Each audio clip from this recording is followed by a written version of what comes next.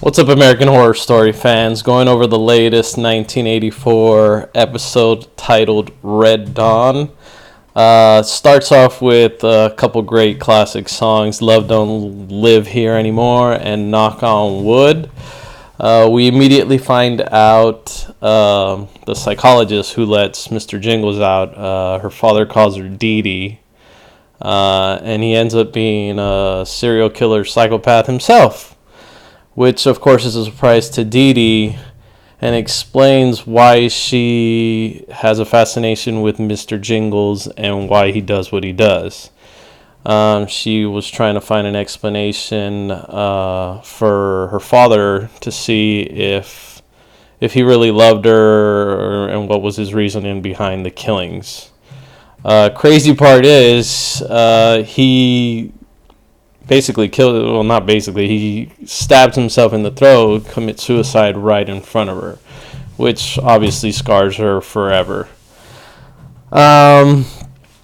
Brooke sees Ray during the episode, who we know is decapitated. So there's an ongoing theme about ghosts, because we also have the hitchhiker, Jonas, who keeps reappearing. And as we see throughout the episode, ghosts are just going to keep coming back, because death toll in this episode, it goes pretty far. Margaret ends up killing Chet as they're on a boat, supposedly going to find help across the lake. And she basically does it to get him one-on-one. Sends him over the boat with the anchor, and before he does, she ends up getting his ear because that's her fascination. Funny thing with Ray, Brooke loses her virginity to him, and shortly after she goes to the fridge and finds his head there and freaks out, like, of course, who wouldn't, and then storms away. Runs into Montana, who we know Montana has a thing for her because she blames her for the death of her brother. Later on, we see Xavier getting his vengeance on Mr. Jingles as he has his Robin Hood moment and shoots a few arrows with a bow and arrow into him. And then he goes to check on Margaret to make sure she's okay. When is everybody going to figure out that she's the main psychopath? Anyway, she turns and flips it on him and freaking cuts him open. Of course, takes his ear. And then shortly after, we see Richard Ramirez appear and call on Satan to resurrect Mr. Jingles. So now we have a tag team of two serial killers. It's going to be interesting where they go with this. I thought it was a great scene with Brooke fighting Montana.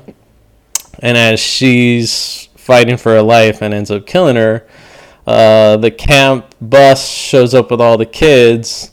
They see her killing Montana and all bloodied, and the kids are all freaking screaming. Pretty funny moment. We see that Ray, towards the end, we see that Ray can't seem to leave the camp because he gets help with the woman who's with the ambulance. She can't get any read on him, so she throws him in the ambulance, and they book it out of the camp. As the ambulance car is exiting, we just see Ray left standing there watching it as it goes. And then, of course, it ends with Montana reappearing with Ray and Jonas, the hitchhiker. And she says, we can run this purgatory, guys, as gods. So it's an interesting way to leave the episode, because it's like, okay, now where are they going? Oh, and then we also see Richard Ramirez and Mr. Jingles stealing a cop car, and they show a sign for Los Angeles like 160 some odd miles away. So are they leaving the camp, and are they going to start showing maybe things in LA, or who knows? I have many questions, which is exactly what you want from a show leading to another episode. Curious what you guys got to say. Let me hear from you guys. Talk to you later.